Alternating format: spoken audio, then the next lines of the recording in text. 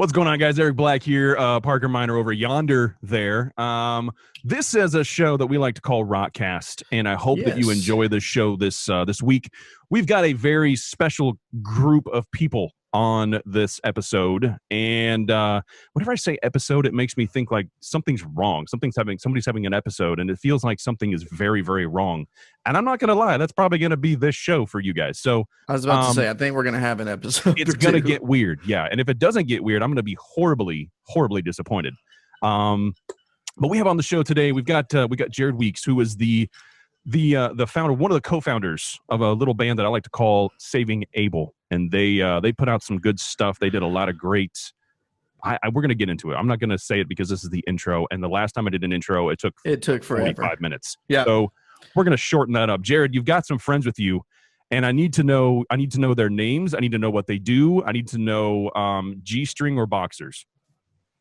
Oh gosh, what about just free balling? No, okay, that's me. That's him. This right here, this is my buddy Jared Blake. He's from season 1 of The Voice, so he's an OG, original. Yeah. And this right here, this is Mr. Vincent Van Hickerson. He was on the show, The Biggest Loser, season 12. He ended up losing 211 pounds, I think. Wow. That's entire meat. Is it entire? That is impressive. That's like me holding a fat baby. Yeah. Well, I'm just kidding. That's incredible. That's just incredible. That is awesome. He also had a band that was signed with Toby Keith, a band called Trailer Choir. Yeah. He had a very awesome single called "Rockin' the Beer Gut" that did really well for them heftier sized ladies out there. Oh, man. We grew up on opposite sides of the river from each other. That's right. Oh, nice. Yeah, I get that. That. And you guys are all hanging out in Nashville right now, right? Yeah. That's where we're at right now. I've been working with these guys for the past few years, which, as far as the Nashville Cartel goes, that's been going for years. Yeah. We kind of solidified it a few years ago. We had a casino gig there for a while, pretty regularly, and we were going down there once a month, all the way down to Florida to Nashville. Yeah. And, nice. It was a lot of hours that we spent together. Came up with a lot of good ideas. A lot of bad ideas. A lot of bad ideas. Yeah. Most of those we carried out as well. Some we didn't know were illegal. You have to. Well, all right. So all of you have been in some sort of what we'll call limelight, and I don't understand that phrase either because I don't think limes give off light, but I could be wrong. Yeah, I do like them. They're okay if you mix them with certain drinks. Right. I don't want a lime to eat. No. Well, that's fair. Yeah, we're all about the limes, and the lemons. I guess we'll throw those in. I'm all the way lemon. Wow, he's all the way. He's not like I could do it. No, he's like no. It's on it and just drink it. I love bananas. That's I've seen that. That's odd. Anyway, never mind. Right. Well, so here's the thing. We're all hanging out here in Nashville, and or depending on which part of Nashville, it could be Nashville. Could be one of them. Yeah, it could be that. Nashville. Which is kind of the same as Louisville. It's not Louisville. You will get punched. I know this. That's right. Will get punched. Louisville. Louisville. It's the Vul. Louisville. It's like almost one syllable, barely two. Louisville. Yeah, right. That's pretty much it. Yeah. Yeah. You like it. boys going to Louisville? Louisville. Y'all going to Louisville? Johnson Company. Oh man. I think they just stay in the city. You going to the city? Going to the city? By the way, this whole segment is sponsored by 2020, which 2020 is sponsored by Zoom, which is also sponsored by Charmin toilet paper and Purell hand sanitizer. It's just where we're at. That's our sponsors this segment. That's the whole package right there. Yeah. The stuff you can't even find at the store anymore. Right? It's like those diapers. That was like an Easter Bunny package this year, like for the kids. Yeah, it was for the kids, and I was like, "You're not getting that stuff. That's daddy. No, that's daddy's." So you guys have a lot of things going on between the thrice of you. That's right. I'm pulling out the big words tonight. I'm pulling out the big words. It happens every now and again on the show. Tonight is one of those nights. I thought, let's pull it out. Let's see what happens. And that's what she said. I didn't get in trouble this time, so we're all good. There are being in. You've all been on. Just started going off in the background talking, and I'm just like, "What's happening?" I'm like, did someone say something? It's always listening. So I don't know what you said, but Echo is not sure about that. That was her response. I'm not sure about that. I'm not sure about that. Well, not sure about that. My thing is if you're not sure about it, you figure it out. You have the internet at your disposal. What am I paying for? Figure it out. Right? I don't know. Have we Parker, did we start the show already? Okay. This is it. This is the start of the show. We're starting now. This is it. All right. I don't know. There it is, right there. And scene. And that's a good show, guys. That's a wrap. We'll call it a night. No. There we go. All right. So we've got a various there's a good mix of what you guys have done so far, but it sounds like you guys have been what I'm trying to say is I want to talk about MTV. Do you guys remember when when MTV was actually MTV and not RTV? I do remember that. Yeah, I know Jared does for sure. Here's the thing. I don't think, currently, I don't think it's going to come back. I think they've tried. I think they've done a lot. But I want to know, you guys have been on a lot of shows, a lot of in the media type situations. And I feel like MTV was a very unique scenario. And I think we need to get back to some sort of version, not quite what it is now, but some sort of version of that. You guys like...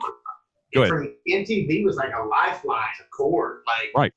It was an experience.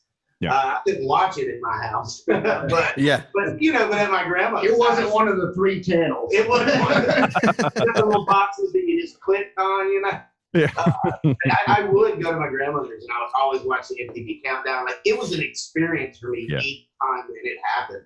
And it was like, to me, I'm glad that that was where I was. Yeah. That's awesome. Yeah. I agree. And I was actually talking to my kids about this. Every time we talk about these sort of things, like MTV things, if I'm reminded of like when I was a little kid and my grandmother was like 96 and she was like, well, back when we would go to the soda fountain, they made milkshakes out of real ice cream. And it was so much better. And I think about some of those things that I tell my kids now because I'm like, the reality of MTV and things like that was we saw people that had to go through, they had to work hard to get to a spot where someone noticed them, and then they had to be deemed worthy to get to another spot and another spot before they ever got to TV.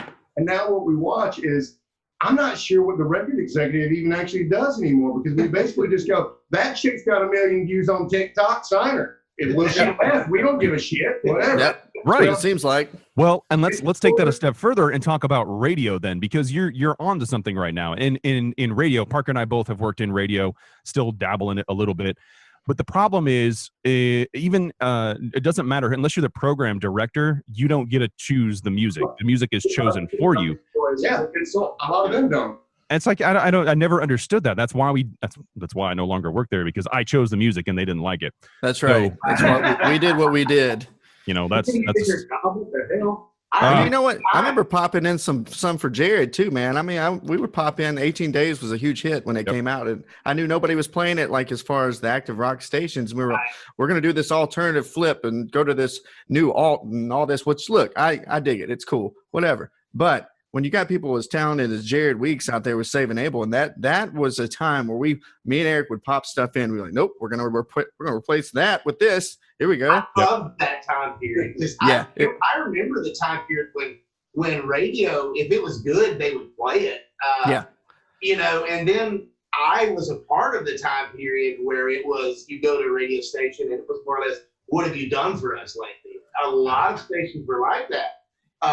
And it changed, and it was just really like hard for me to accept for a while. Like, us too. I'm still weird about it a little. I think it's cool what y'all are doing too, because this past year, I think, what was it, 2,200, something like that. iHeart people got laid off, on-air personalities, program directors, music directors, all this stuff. And I got a couple buddies in that industry still from, I was on the countryside, but we toured and we played every station that there was, especially, for those guys. And it was Clear Channel back when I was doing it, but when you're sitting there talking to them, like, man, I lost my job, what am I going to do? And the ones that, like y'all that got big personalities, I'm like, man, go make your own podcast, go make your own show. Like you are the voice of that. Go grow it. You have the social medias and you have the fan base already, so go grow it. And I think it's cool to see, guys doing that, because we're still going to need those personalities and those shows. I think they still are, people like them. I mean, I enjoy listening to podcasts. I enjoy listening to people show their personalities and their opinions and talk about it. And like I said, it's just like with the music now, what you were saying on MTV and CMT and all those Viacom channels, that they no longer play any music on there anyway. It's like their biggest night of the year is their award show, which is the only night that they ever have any other artist on the show. Right. And it's their biggest, most watched night. And then the rest of the year they play Teen Mom. Right. Teen and Break. And you're even seeing, like, for me, we did a lot of the independent stations, and you're even seeing that trickle down that way to where you could get into an independent station, make friends with the program director, hang out, and they would start throwing you some bones, and you could start building something. And it went from like the era that he's talking about to that trickling down, and then for the last probably 4 years, I'd have PDs that I've known for the last 10 years calling me like, brother, I'd love to help you, but I'm not allowed to decide what's going to happen. So-and-so bought this station, that station, and now there's some guy in New York that decides everything that's going to happen for all these stations. And and it's based off of it's not based off of what people actually listen to. In my opinion, it's based off of labels. Listen to. I think that all the labels are in this together, and they own Billboard. Like not literally, but they tell Billboard these guys are what's coming up. It's not actually what's popular. It's just like these guys are coming up. Nothing against Billboard, but so it's our show. We can do what we want. Not play it. But I think I think you're not playing again. But I think, man, it's one of those things where, we had the ability to do, this is not our first podcast. This is not our first, radio experience. This is nothing. This is something that COVID brought on. It's something that actually we were talking about doing before COVID, and then COVID hit and we had to change everything that we were doing. We had to build sets, we had to do all this stuff. But it's one of those things where we were really, really, really tired of being told what to play. I remember the days, vaguely, but I remember the days when DJs said, "Oh, I like these 25 tracks. I'm gonna play them." Right. And that's one of the things. Again, that's why we're no longer in traditional radio, is because we would play the tracks that we liked and that we were getting calls for. We would get calls all the time about tracks that were never being played consistently.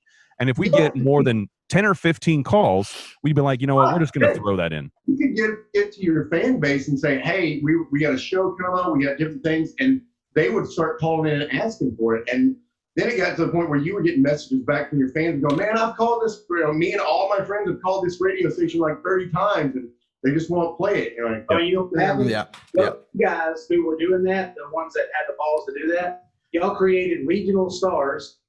And then those regional stars will get offered record deals, and then the record labels will get pissed off about it because they couldn't get the same 360 deal they were going to get from an artist that had not been. I was the 360 deal. When I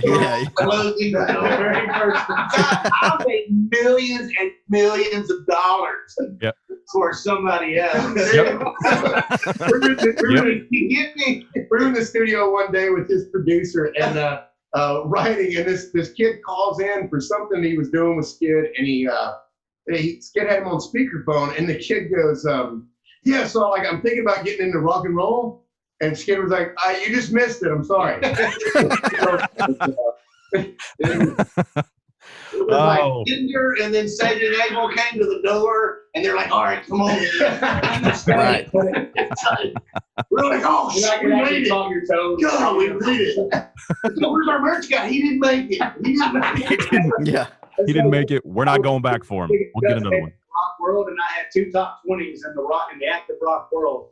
And I was like, man, check is about to be massive. I got 2 top 20s because in country music, you got 2 top 20s, you done made about $500,000, you know? Yeah. And so I was like, man, I'm about to make some money. I got my check at $3,200. Oh, man. But it's still, hey, it's still good to make some money on it. But Right. Seasons after, another one called 9 Left Dead, they cut our songs. Well, so you guys, are you guys now on? You're all signed to labels, though, right? Or are you doing independent things? No, well, a lot of the things that I've been going through here in Nashville is you go and you talk to these record labels, or they want to see you and they want to do this.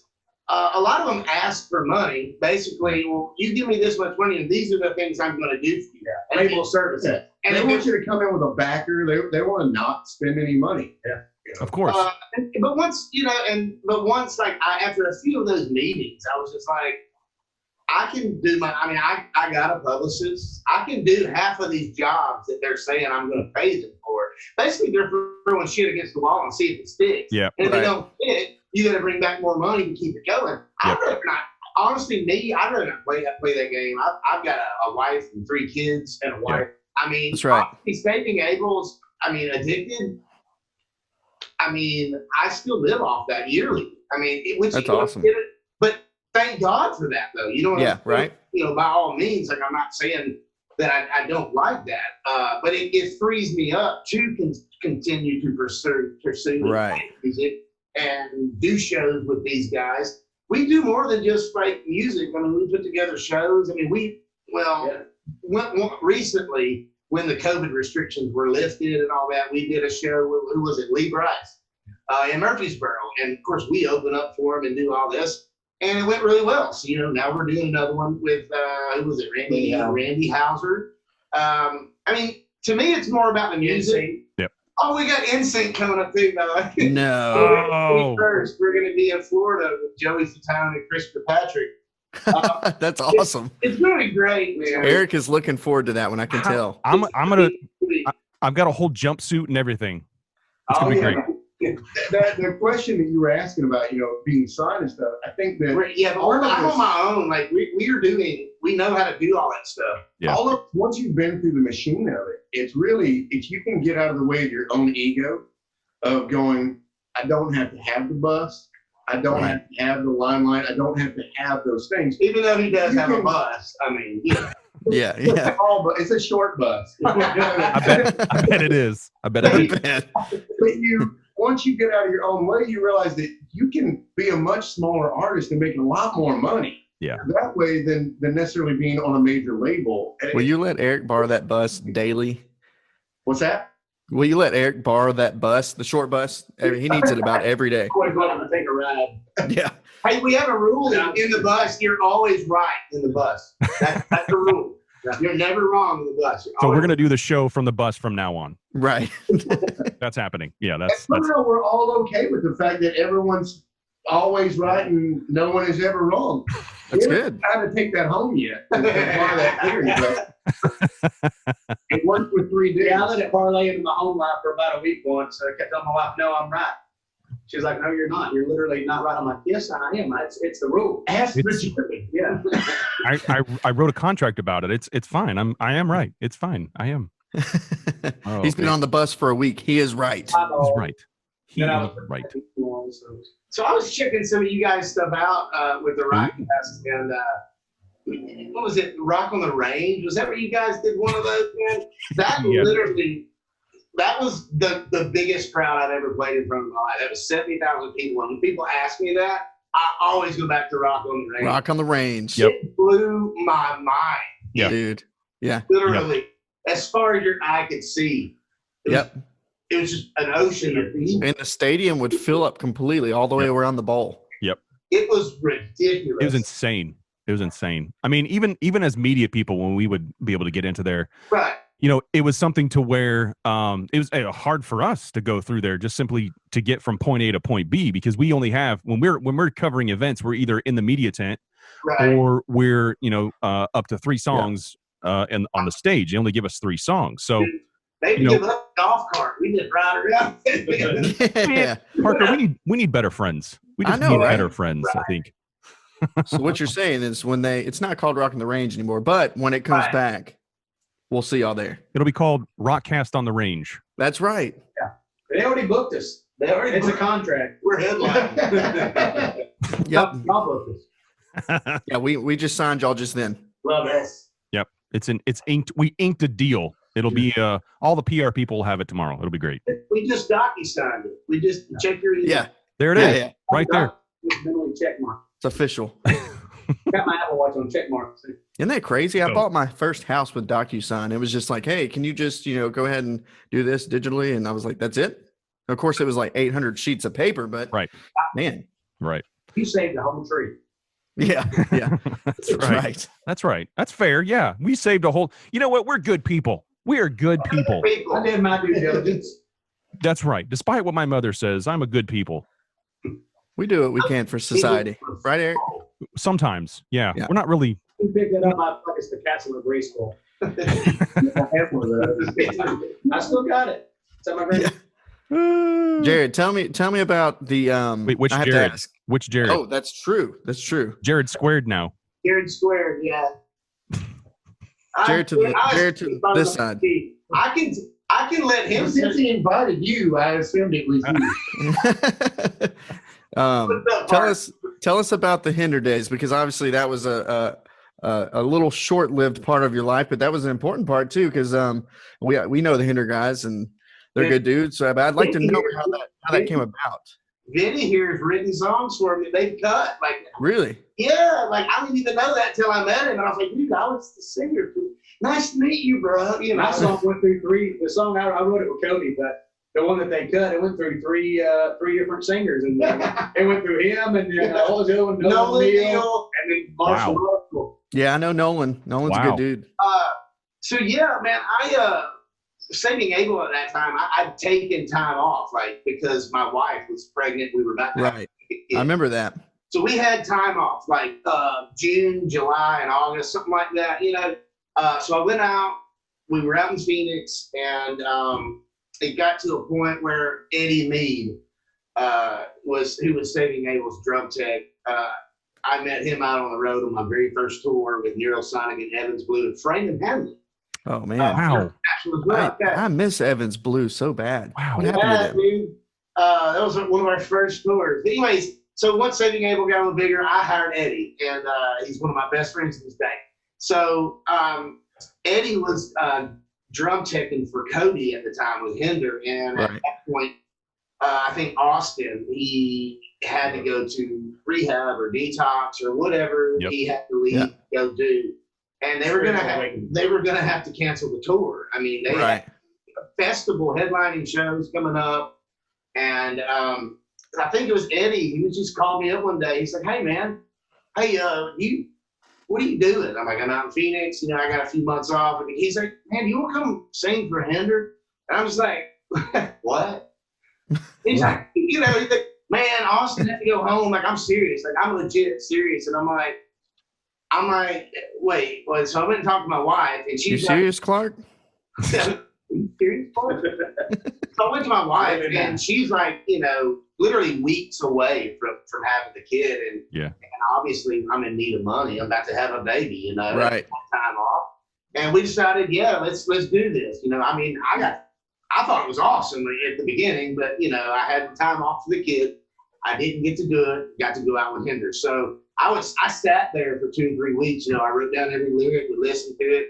Finally, I went and met up with them. And by the way, I did call and ask Saving Abel during this time. I called each band member. I even called the producer.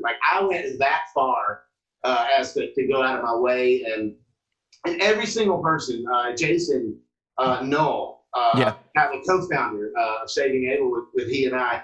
And basically his was, along with everybody else's response, was like, hey, as long as it doesn't get in the way of Saving Abel shows, go for it. Do your thing, and it felt good to have that kind of support. That's good.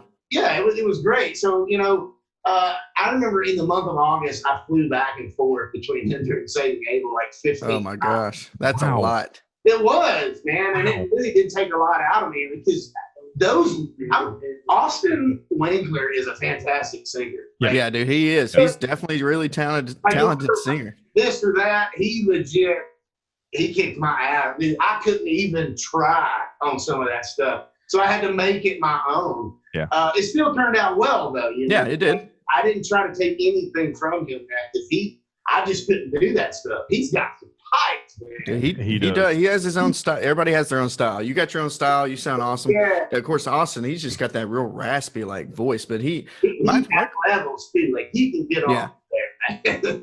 Yeah. My question is, how did you not mix up did you ever like get on stage and then like start thinking of the lyrics? Absolutely. First couple of shows, and Eddie Mead, as I was telling you about, his whole job, like the first 2 weeks of the show, is he had an iPad with the lyrics, and he would have to scroll as I'm singing it. I'm up front watching these lyrics and singing it. And they wouldn't auto scroll either. So like he would have to like listen and then scroll and then listen and then scroll, and while he's drum taking at the same time. Wow. Did you feel like it was kind of karaoke, like you were just doing karaoke? It actually was. And even that, I was still messing up the lyrics. 90 minutes to carry. At that point, you just blame it on the drinks. 90 minutes.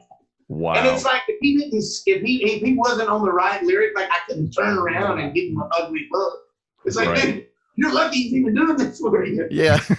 You just hand the mic to the crowd and let them sing from it. Eventually it got to the point, and he's like, hey, he calls me Deanie. He calls me Gerald Deanie. He goes, Deanie, man, you got those lyrics, man. I got to go drum tech. I can't do it.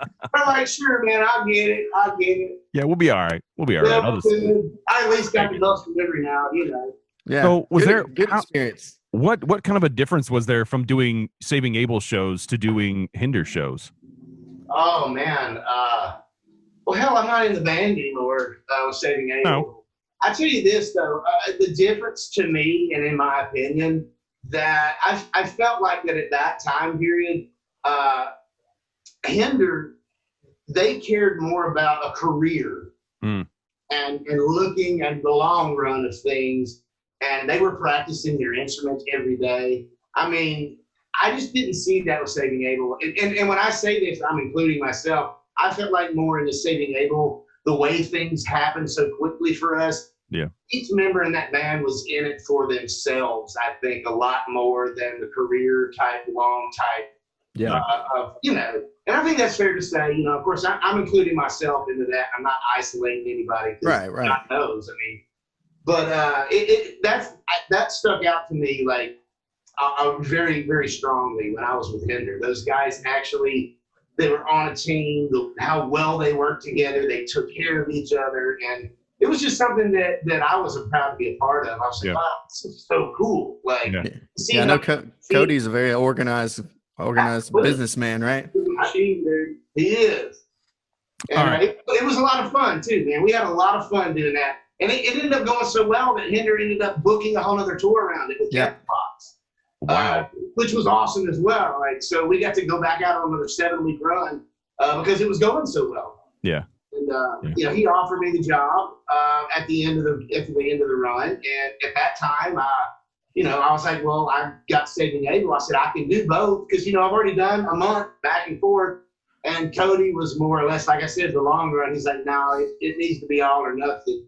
Yeah. And then Nolan stepped in. So I mean, everything was cool. Like we're still friends.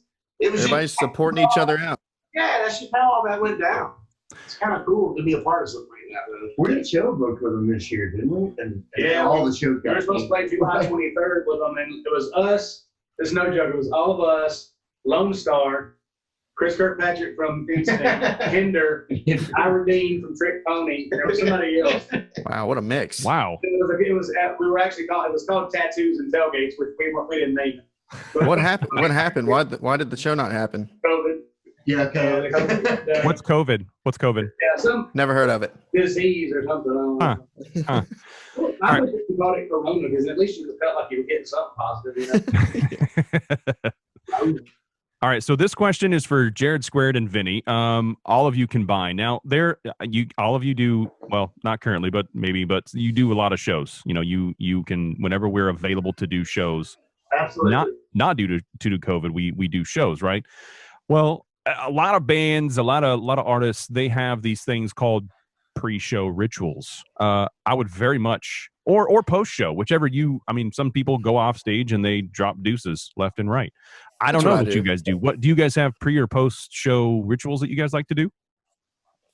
And I did back in my drinking days, but not necessarily so much these days.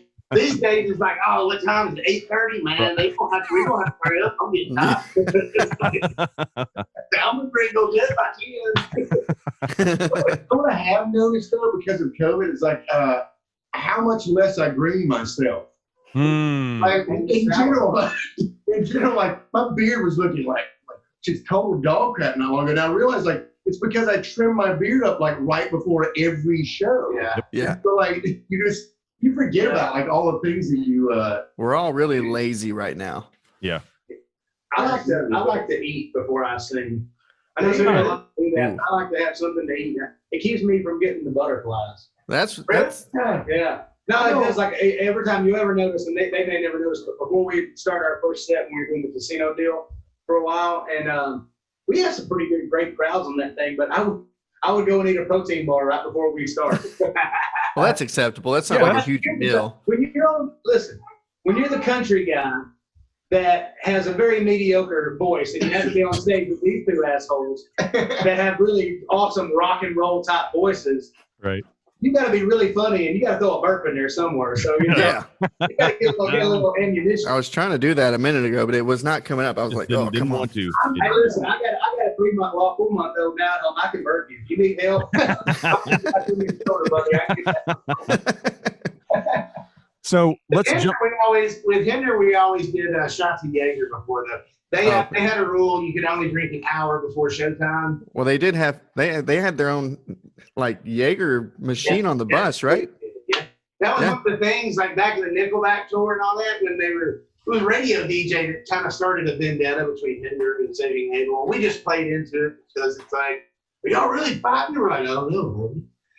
But so on the Nickelback run, when we first got there, those guys put that Jaeger machine to use. Like, so to squash all the beef at the beginning of the tour, like we went on their tour bus and they had literally like 120 shots of Jaeger in a circle. Oh my gosh. And it was like 10 shots a piece for, 12 band members, and we maybe not 10. It was way more than you should have had to drink in one sitting. We all did shots until we finished the circle. We all hit, maybe we hit a joint. I don't know. So what you're telling me is the internet is completely wrong and that Nickelback is completely badass. They're actually all really absolutely right. Absolutely. We're just gonna put this out there. We're Nickelback fans. It's fine. We're gonna every time they go out on tour, they generally sell out arenas. So all of the people that are saying we don't like Nickelback are horrible liars. Did they put on a good show? They even in the early days too, man. The pyro. I worked with those guys for 9 months. It is one of the most badass shows I've ever seen in my life. Yeah, I agree. And they are 100% awesome musicians as well. Yeah. You know what's funny is like that idea of hating Nickelback is such a big thing that it's trickling down to a generation that don't even know who Nickelback is. Right. My children, one of my daughters the other day heard a Nickelback song and she looked at me and said, aren't I not supposed to like them for some reason? Oh man. Like people liking Guy Fieri. Like, what did they ever do to anybody? Dude, Guy Fieri, he's done nothing but like help businesses all over the place, and because he wore flames on his shirt and backwards sunglasses, everybody treats him like a pile of shit. You got that up to talk shit about people constantly. Everybody loves sounding. But these people all had shows or tours like forever. Like they just, and some of them still do. They still do all this stuff. So come on, guys. Something's not right there. It's they're cool people. I know. Here's what you get in Nashville. Now it's fun to hate Florida Georgia Line, right? Everybody says that. All these songwriters. Well, did we move on from Luke Bryan? I love Luke Bryan. Hey, listen, they'll say, well, because Joey Moy is the producer for Florida Georgia Line, and he was the producer for Nickelback and everything else. So they'll say, oh, we hate Florida Georgia Line. You probably don't know who they are. But people say they hate them. I'm like, what if they wanted to cut one of your songs? Oh, I love them. I love them. Absolutely. Yeah, that's how it goes. And by the way, we were forced to know about them because we have internet. So there's that. That's right. And whatever, there's not save William Hung. There's no real bad musicians out there right now. There's a preference for sure. But we're into rock, metal, and alternative. That's what we do. But that doesn't mean we don't like other genres. We don't listen to the other genres, but we respect the crap out of them because it's all music. It's all somebody's talent, and somebody has to do that. There's a billion people out there that love country music. There's a billion people out there that love rock, and sometimes those people cross over. Sometimes those two things happen. 1% of 1% like my music. See, that's a valid point that you just made too, because we were talking about radio earlier. The one thing that I do see that's happening right now that I do dig is the fact that it's I'm watching my kids, and I'm watching a generation of people that almost don't understand genres. They just like whatever they like, and I dig that idea. As an artist, especially when you're like Vinny said something about both of us being rock guys, and Jared's far more rock and I'm far more country on that, but he still leans country as well, and I lean rock as well. And to not be stuck in a creative box, and to just produce and release whatever you want to produce and release, and let your fans be the judge if they dig it or not.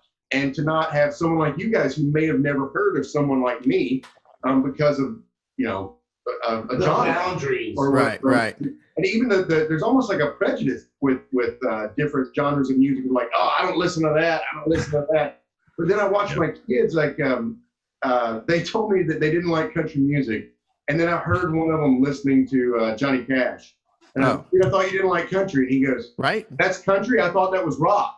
Like, there wasn't an idea. He thought it was just old school rock. Well, country has been through so much, though. It's been through so many different genres inside of its own genre that it's kind of hard to. I mean, you don't hear Johnny Cash type stuff. I don't know how to say that. You don't really like that style. Obviously, is that sound its own that type of music. Well, not on radio. Not on radio. Yeah. That's with the streaming. That the one thing that I do like, I definitely don't like the way we're getting paid by streaming. But I do like or not getting paid by streaming, but I do like the fact that it's breaking down boundaries to a degree and letting us be totally creative. Yeah. Well, and I agree. And I think, I thought that when this whole streaming thing became something, I was incredibly excited because I was like, oh, this is a way to actually track and pay these artists. And that's exactly what it does. The only problem is that the labels are still in control of it. So the labels are still taking 75, 80, sometimes even 90% of the profits and just buying their Porsches and Ferraris and all that stuff. Not all labels, bastards, but a lot of labels. Not all labels, just my label. Yeah. My label. Right. No, I was at Capitol. But that's Universal now. Yeah, they all go together. Yep. They're all pretty much the same. Let's jump back. I got a game, but let's jump back here real quick too. I got a quick question about the casino days. Now, you guys did that for a while. All of you did that? Did you guys all play? Okay. So you've played arenas, you've played venues, you've played festivals, you've played casinos. I have never played a casino. Is there a big difference, or is it just simply another venue? Well, I think it depends on what part of the casino you're playing. If you're playing in a room that's made for people to listen, it's like it's like any other concert in the hall or whatever. I've also been the guy that had to play. There's some of these stages in casinos that the bar is in front of the stage, so that people, if they are going to listen, they're going to be right there at the bar. And if the machines are all around you, those gigs are a little tough to do. Oh man, yeah, I bet. Somebody's losing, they hate you. They're hell yeah! I got we did this casino. I did this casino in Wisconsin. That was the same setup. It had like the little bitty stage and this bar, and I was just up there acoustic. And I got about 30 minutes into it, and the casino manager, whatever, comes over to me and goes, "Hey, I'm just gonna pay you. Can you stop?" And I was like, "Whoa, what did I do?" And he was like, "No one's gambling. They're all just standing there listening." And I was like, So wait, what did I get paid? Well, I don't understand what just happened. You did too good of a job. It's like, oh, okay, we go home now. But the casino you're talking about, it was really, that one was, I think we really more got paid for us just being us. Yeah. Most of our job was really just to kind of walk around and hang out with people. We would sit on stage with a guitar and do this. We might sit song. And then they give us money to go gamble with the people there. To go gamble. I mean, And it wasn't credit. It was like, hey, here's $500 each. Go out there and play games with people. Yeah, it was really just keeping us hanging out so that Nice. people thought, hey, And that was once a month for like 3 years. Plus, they paid us good. So we were like, Did you ever win? Did you ever win anything crazy? Like win? Yeah, we won a couple of $2,000 or $3,000. This asshole. oh, dude, that's another story. It always comes back to him. I'm playing with him in Sturgis. Okay. I told you. Well, yeah. This is like, That's the first place I ever met him was at Sturgis. Okay, I'll tell When that Saving story Abel was first. opening for Journey. Oh, nice. Journey. When they had the little the new singer who sounds just like Steve Perry. Yeah. Right.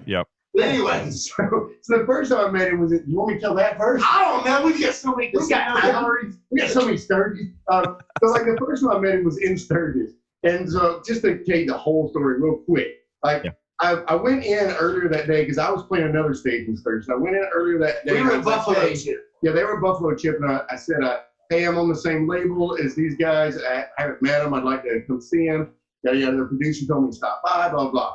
And they take me backstage as if the President of the United States was there because Bernie was there. And surrounded with like 12 guards. Like 12 guards. And then they only to find out that I don't check out for my background or something, and they tell me I can't come backstage. Later that night after my show, they've already played, I've already played.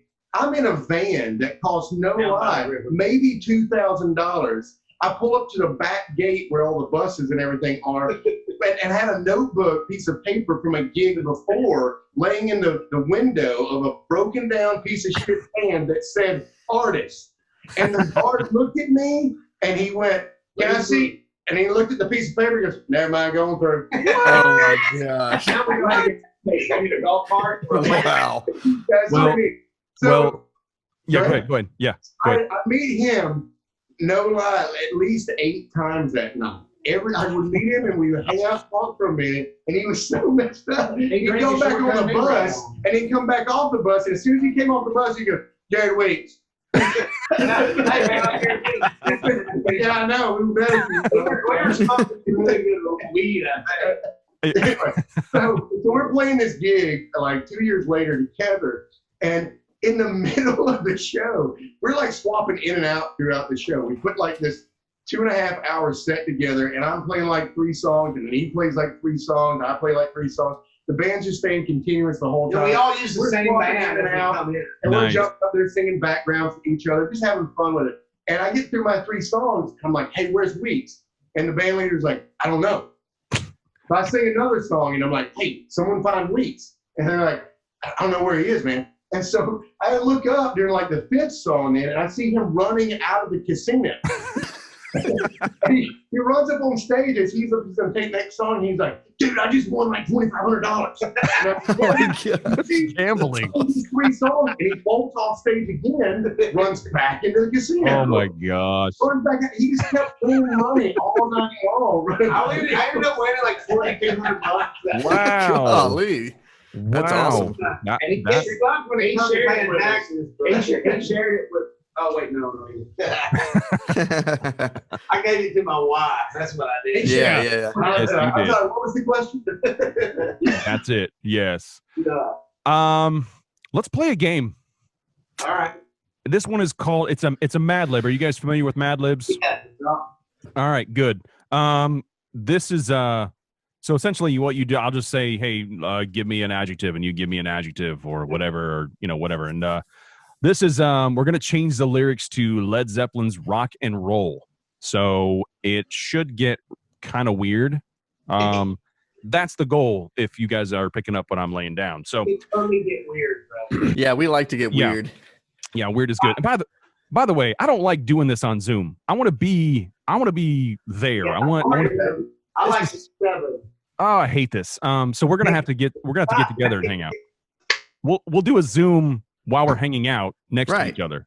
Yeah, I like that better. Yeah. All right. Anyway. No, but I didn't beat it. So. All right, gentlemen, let's start this game. And this game is brought to you by probably somebody. I don't know. We'll figure that out later, I suppose. So the first thing, and again, this is Led Zeppelin's Rock and Roll. It's for those of you that have no idea what this show is about. It's about music, so that means this is a freaking song. Pay attention. Yeah. I need an adjective. Yellow. Okay. That works. That works. See, I need you to tell me what you actually need. Because if you say adjectives and adverbs, they're all messed up. I'll keep you in the know. Descriptive words. Yeah. Okay. All right. And then I need another adjective or describing word. Describing word. I am going to give you bumpy. Ooh, bumpy. Ooh, that's a good one. We hadn't had that one before. Bumpy. I was gonna say coarse. It's all Bumpy. Save it. You might Yes, need it. Save that. We might need it. Now I need a verb, which is an action word. wiggling. Oh. Wiggling. Yellow, bumpy, wiggly. Wiggling. I don't even wiggling. Wiggling. That'll work. Wiggling. Love Wiggling. Another verb.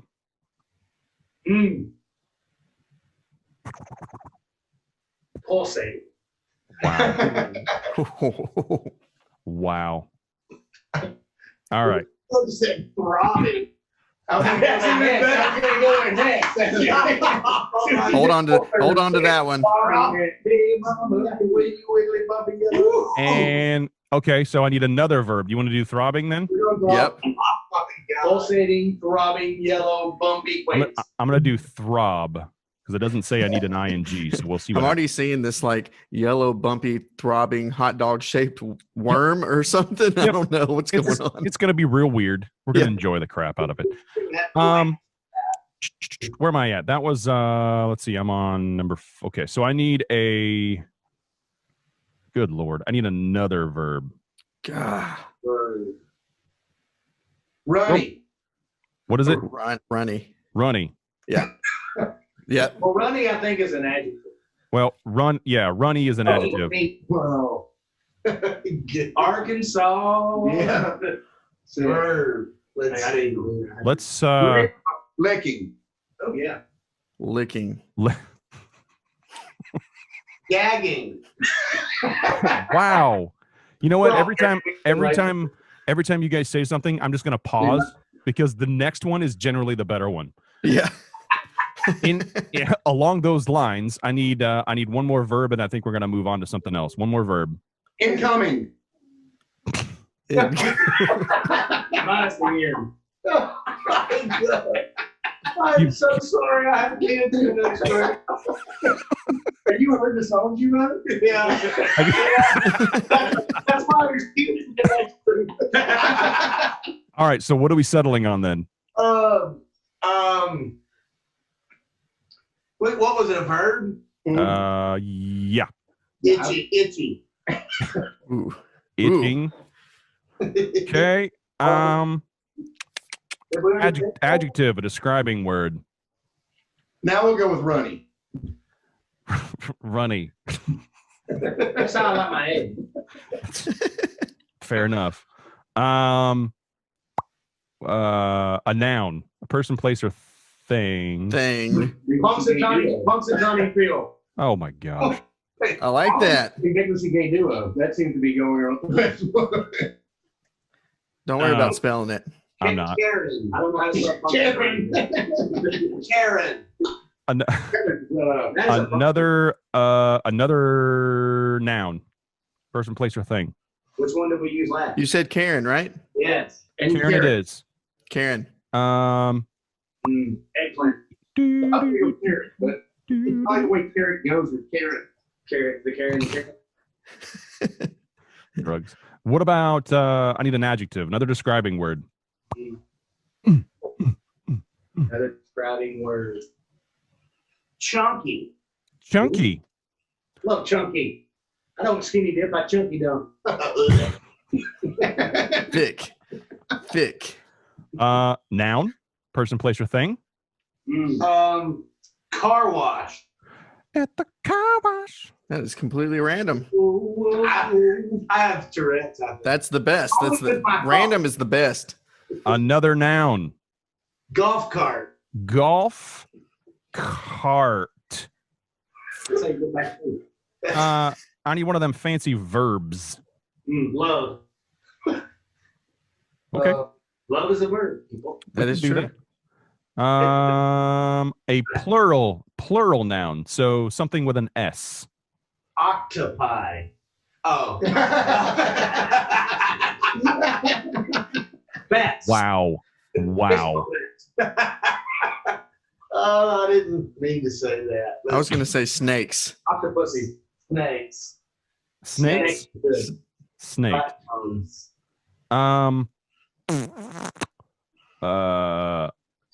Oh crap. An adverb. What is an adverb? I forget what that is. Adverb adds to the verb. Reluctant. It's describing the word, right? Yeah, it describes the verb. Adds Slowly.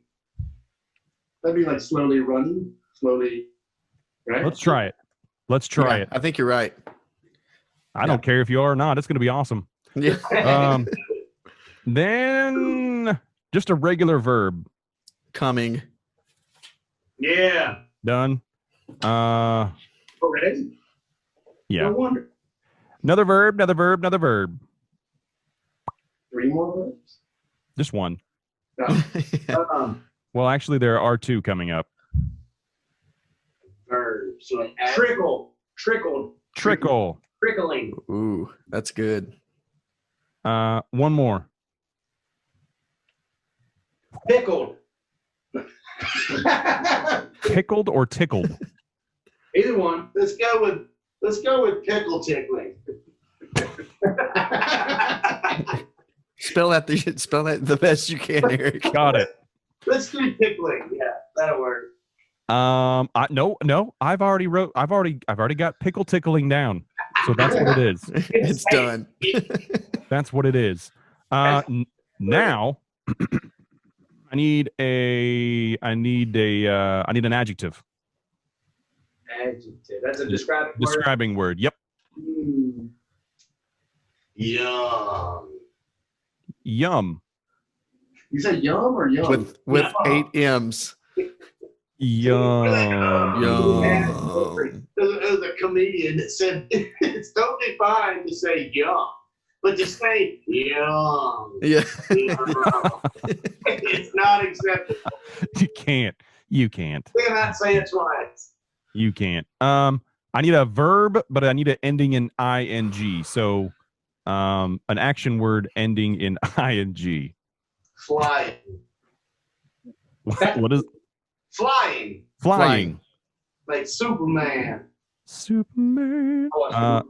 Give me another one of those. Swimming. Ooh. Oozing or swimming? Oozing. Oozing. Swimming could work in this too if there's another one. Let's see. I need another freaking adverb. Warmly. Warmly. That's one of those Nashville words. Warmly. Moistening. Now I need an adjective describing word. Turquoise. Turquoise. I don't know how to spell it, but we make jewelry out of it.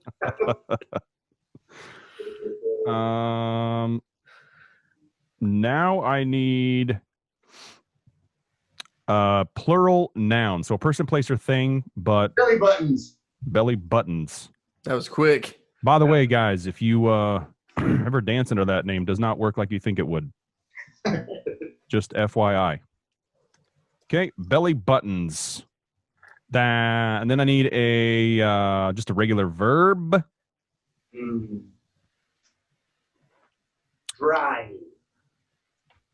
Drying.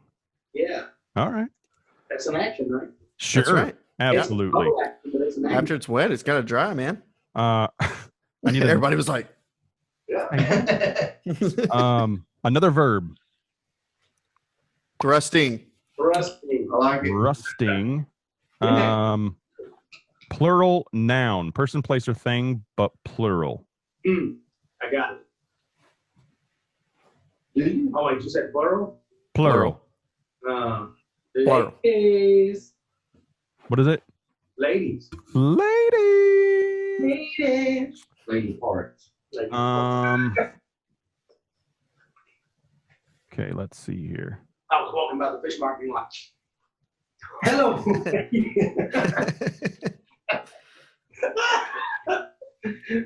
Because fish. That's a song. I don't know. I remember it was a song my brother used to listen to. I need a noun. Catacomb. Good Lord. Catacomb. You leave it up to Jared. Oh, man. You can tell this is a Led Zeppelin song. It's going on for like 20 minutes. It is. Well, half of it's because I got to Google the spelling of what these guys Right. are saying. We had a guitar player once that sang this song at a show where not one person in the crowd had a clue what he was singing. Yeah. Millennials. Let's do now I'm kind of at a loss here. Let's do I need another what would that be? I guess that'd be a noun. Thermos. Thermist. Good old thermist. Okay. That was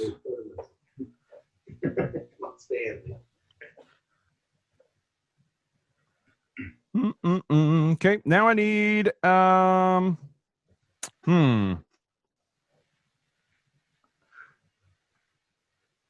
a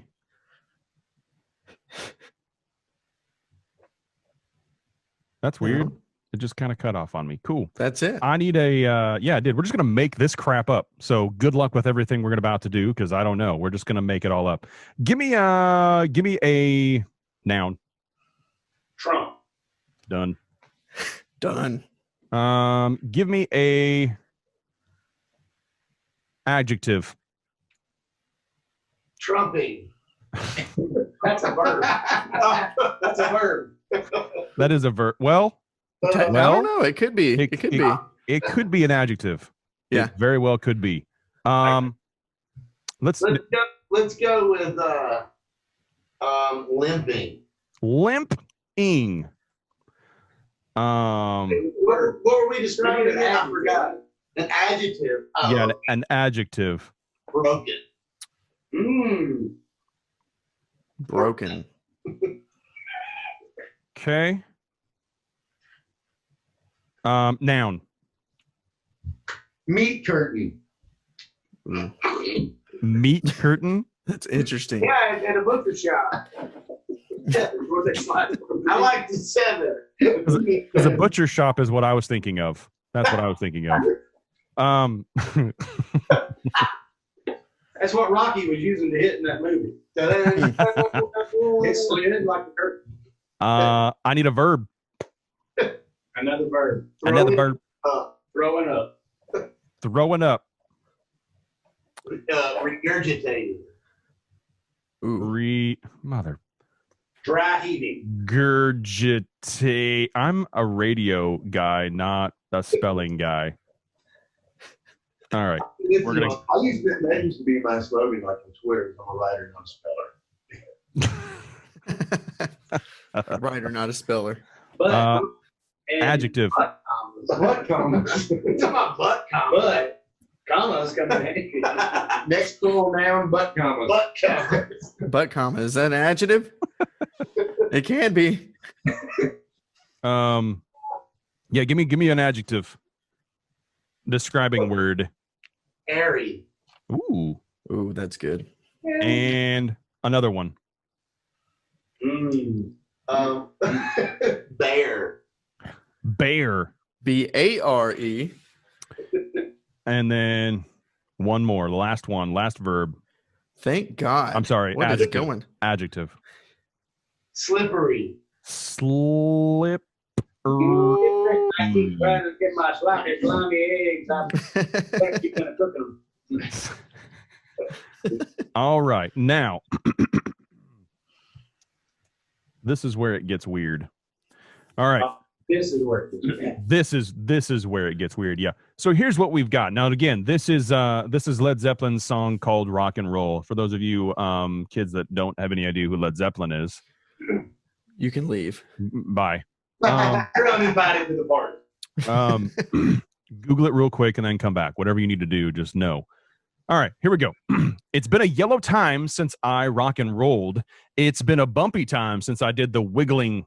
Oh, let me pulsate it back. Let me throb it back. Let me lick it back, baby. Where I itching from? It's been a runny time. Been a Poxitani Phil time. Been a Karen, lonely time. Yes, it has. That one kind of fits. I like that. It does. Kind of fits. It's been a chunky time since the car wash of golf carts. I can't love the snakes of life with no slowly coming me back. Trickle me back. Pickle tickling me back. Baby, where I come from. It's been a yum time. Been a flying time. Been a oozing lonely time. Got awkward there. Seems warmly turquoise since we talked in the moonlight, making belly buttons that just can't dine right. Thrusting your ladies, catacomb your thermos, trump your broken baby, let me meet curtain. That's right. It's been a hairy time, been a bear time, been a slippery, lonely time. That's it right there. Let me meet curtains. Let me love it. The turquoise moon thing actually seems warmly turquoise since we walked in the moonlight. I mean, that sounds like a poetic. It seems warmly turquoise. It kind of fits. It kind of fits. It's warmly turquoise since we walked in the moonlight. I like it. I think it's good. If it wasn't from Twilight, I'd watch it. It's very perfect for Halloween. That's right. Have a blue moon on Halloween. And you know what, fellas? For Christmas, Eric Black will come back and read you The Night Before Christmas in Mad Lib forms at Christmas time. That's right. That'd be sweet. There should be an album with that. There might be. Yeah, there might be. I'll put some music to it. I play the juice harp, so we should be good. Yeah. Oh, sweet. Well, gentlemen, that's all the time we have for tonight. And we'll do it again tomorrow night. We'll just do this whole thing all over again. I'm actually open tomorrow night as well. Should be good. Yeah. We'll just do part 2 of the 16-hour series. It should be fine. Yeah, the double disc podcast. Yeah. I told Jared it was gonna be like 7 hours today. In Vegas. We're nothing but me and him. 4 hours in Vegas. Yeah. It was at one of those private casinos, but high rollers. Oh, that's real nice. You boys are high rollers all up in here. What's up? Really nice. Oh, that's real nice. All right. Well, you know what? We're going to have to call it a night. Just simply because I'm going to be honest with you. I got to poop. He's got to poop. So see, I did that pregame. I did too. You should have pregamed it, bro. I should have. Well, this one is going to fill up my chair, so I need to just take a minute. What I usually do before I go on stage, because you never want to get on stage and have to poop. That is the worst. It is when you have to go do a show like normally at a studio. Because let's just face it, studio bathrooms are stupid. I don't like them. But when you get on the show, which I'm translating what I do into what you do. So when you do a show, when I start doing whatever we're going to call this, it's not great. If you feel like that point where it just doesn't work. I don't know if this is going to be good or bad because I can fart all day long. No one's here right now. It's fine. But if I poop, I'm going to be sitting here like, I think it's probably worse for you though, because at least we have like the crowd, and so there's an energy to kind of keep your mind off of things. But if you get in your own head about the fact that you got to take a dump and you're sitting there by yourself, yeah, right, it's not great. So we can do magic here. We can actually like disappear and put a lapel mic on. We can just be like, and then do this, and then talk to you from the toilet. Sweet. And we can still do this. We can make this happen. Movie magic. We're Hollywood people now. We have a buddy named Irene, and he forgot one night that he was having a problem with it before he got on stage. And he got on top of his bass amp, no joke, and he jumped off, and he landed. He was wearing white pants, and he just Oh, It's horrible. Hey, give him, Bill. Oh man. He'll tell you that story and laugh his ass off about it. I want that. I want that man. story. Yeah. Let's. We need to. That sounds like one of those motivational posters. Like you see that, and it just says commit. It's like, I'm getting rid of my cat hanging from the limb. taking one for the team. Yes, absolutely, absolutely. All right. Well, guys, we appreciate you all coming on the show. We've got Jared Squared and Vinny. Go check them out. The tour. Oh, you know what? We got to talk about where we're going to find all of you guys. So That's right. Weeks, if you want to start, we'll go around the room, share websites, if your socials, whatever you guys want to share. Oh, this COVID thing's over. Yeah, we'll be on our couches. You can find everything Instagram, Facebook. I'm at the Jared Weeks. Vinny. I'm at Bigg Bigg Vinny Vinny Mac MACK on Instagram, and that leads you to everything else. Or I can send you my bump card. There we go. Ooh. Wow. Yeah. Mine's just Jared Blake Music. Keep it really simple. Jared Blake I'll Music. forget it, and I won't know how to look it up. Yeah. Yeah, no, I get that. Yeah, that's definitely fair. That's like we named the show ROCKCAST because we're like, I'm not gonna remember whatever name we come up with. No. Is that ROCKCAST stable? Yeah. Well, you could have called it Rock Ass. We did, and they're We like, do. you can't do that, and we're like, but we did. We already, it's happening, and they're like, you can't do that. And we're like, fine. You know what? Fine. Let's just name it the same thing everyone else has named it. ROCKCAST. You know what with ROCKCAST? ROCKCAST. You got to do the list. Yeah, that's perfect right there. That's All right. AXEXT.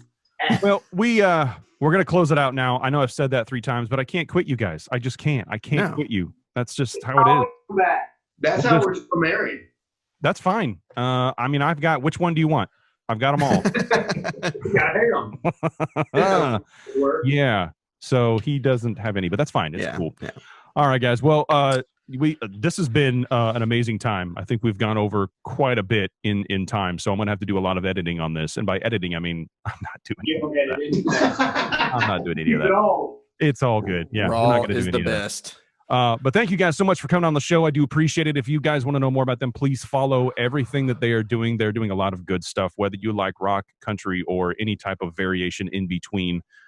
These guys, I'm confident that they will make you happy in some sort of way, either physically or mentally. Anyway, go check out the show, rockcastshow.com. You can find us online. Go subscribe to our YouTube. We're trying to get to that 100 mark. I know that's sad, but we're trying to get to that 100 mark so we can have our own URL. So if you can have 98 of you go and subscribe to that, that'd be fantastic. Thank you very much. Who are the other two, Eric? We are the other two. That's you right. and I, buddy. You and I. You got to start somewhere, right? That's You right. have to start That's somewhere. Right. Well, we started the page late. Now we're just. That's right. Whatever. It's fine. It's our fault. Anyway, rockcastshow.com. Go check it out. We'll. I don't know, man. Maybe we'll see you next time. Maybe we won't. Maybe it'll just be a blank screen. Anyway, bye. All right, see you guys. Oh, yeah. Peace.